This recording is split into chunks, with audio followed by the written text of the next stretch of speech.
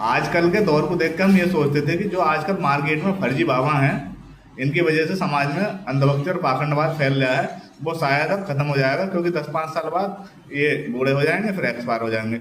उसके बाद जो नई जनरेशन जो आएगी वो तार्किक बात करेगी। लेकिन हमें क्या पता ही कि इन समाज में उन अंधभक्तों के बच्चों के लिए, अंधभक्त बनाने के लिए बाल बाबा भी आ गए हैं। इनका आतंक देखो तुम्हारे। आप पाओ अपने जन्मदिन पर बर्गर और पिज्जा, लेकिन हम तो पाएंगे बिहारी जी की राजभोग प्रसादी, है ना आनंद? तभी तो मैं आपको कहता हूँ। अबे तो खुद बर्गर की तरह फूला हुआ है भटूरे, तो तू बर्गर खाकर करेगा भी क्या? तेरे मंदिर में आना मेरा काम है, मुझको दर्शन दिखाना तेरा काम है, और मुझको दर्शन दिखा। अरे मोटू भटूरे, मंदिर में जाना तेरा काम है, तो जिसके लिए तू मंदिर में गया है, गए तो उसके लिए गाना, उसके सामने गा। भाई कैमरे के सामने क्यों गा रहा है? फेमस होने के लिए हो? बाकी फेमस तो तू बहुत है। तेरे पीछे बहुत सारे अंधभक्त फॉलो करने के लिए, और उनके बच्चों को जो अंधभक्त बनना है।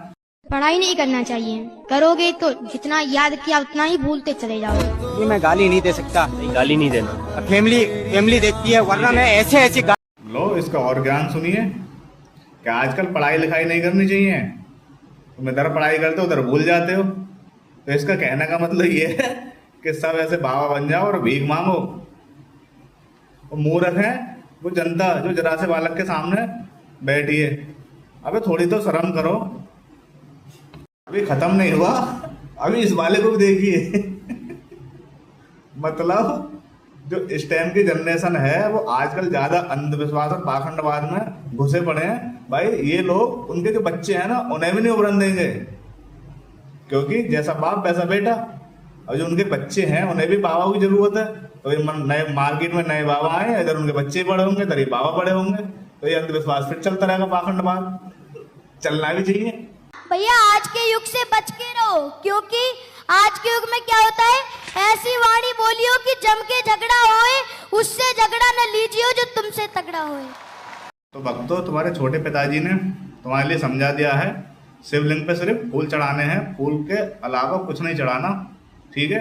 जब भी व्यक्ति शिवलिंग के उस जलहरी पर कोई भी चीज को रखता है, जैसे कई लोग पूजा करते, पूजा करने का पुष्प चढ़ाने के बाद वही केला रख देंगे, जलहरी पे केला रख देंगे। जो भी व्यक्ति पुष्प के अलावा कोई भी फल उस जलहरी पे रखता है, शिवलिंग पर रखता है, शिवलिंग पे बोझ पड़ता है, तो उसके जीवन में कर्जे का बोझ पड़ना प्रारंभ हो जाता है। जब बहुत कर्जा हो तो समझना एक ना एक दिन हमने। मार्केट में नए नए और छोटे छोटे बाबा आ रहे हैं, और इन वाले छोटे बाबा ने पत्नी चालीसा का आविष्कार किया है। तो भक्तों, वैसे भी तुम बहुत बेइज्जत होते हो घर में भी और बाहर भी। तो आज से अपने घर में पत्नी चालीसा का जाप शुरू कर दो, ताकि तुम्हारी घर में तो इज्जत बनी रहे। श्रीमती दायक पत्नी जी, तुम्हारी कृपा महान, नहीं किराए पर मिलत तुम बिन कहीं मकान। जय जय जय घर की टीआई, सदा तुम्हारी घर में छाई। तुम पत्नी हमरी एक लौती, 9-9 बजे सुबह तक सोती। एक हाथ में बेलन साजे, दूजे हाथ चमीटा बाजे। चिमटा अस्त्र तुम्हें अधि प्यारा, बेलन से तुम करत प्रहारा। हमरे दिल में तुम रो बासा, तुम रो दिल पे सन को प्यासा। महंगी साड़ी तुम्हें सुहावे, बेतन हमारी कम पर जावे। कपड़न से अलमारी भर दई, खटिया खड़ी हमारी कर दई। महंगे शैम्पू तेल लगावे, जुल्फे नागिन सी लहरावे। बाल तुम्हारे जितने बढ़ रहे, उतने ही हमारी चांद के झड़ रहे। टीवी है तुम है अधि प्यारी, रात कटे सीरियल में सारी। सास कभी जब बहू बनी थी, और कहानी घर घर की थी। सीरियल सारे जब दिख जाते, तब हमको भोजन मिल पाते। करवा चौथ का व्रत तुम रखती, छुप छुप काजू किशमिश चरती। कौन कहत है तुम खा अबला, खूब बजा रही हमरो तबला, खूब बजा रही हमरो तबला। यह चालीसा नित्य प्रति पढ़े